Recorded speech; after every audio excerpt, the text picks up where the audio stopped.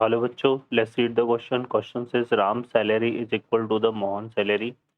Due to the recession, the salary of Ram and Mohan are made half. The final salary of Ram will be the equal to the Mohan is as per first exam, 7 exam, 6 exam and second exam.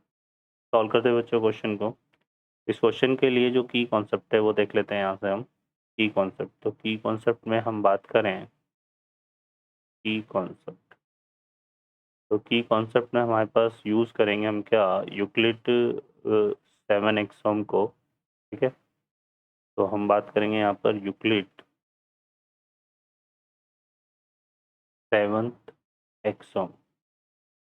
इसका जो statement है वो क्या होता है बच्चों, यहाँ पर things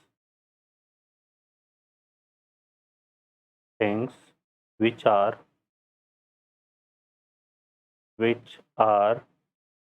half of halves of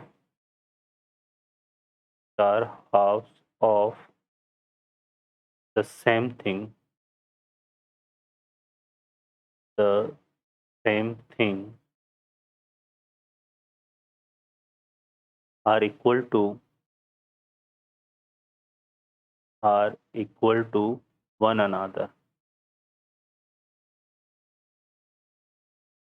तो ये जो स्टेटमेंट है ये किसका है, 7 एक्सोम का। अब इस क्वेश्चन में अगर हम देखें यहाँ पर, तो ये कह रहा है कि राम की जो सैलरी है वो किसके इक्वल है, मोहन सैलरी के, है ना। तो यहाँ पर राम सैलरी जो है वो इक्वल है किसके, मोहन सैलरी, मोहन सैलरी के।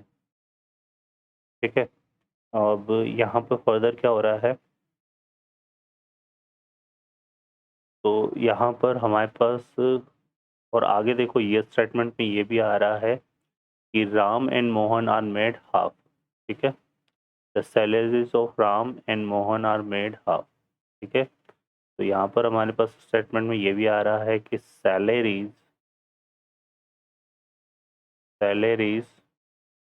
Of Ram and Mohan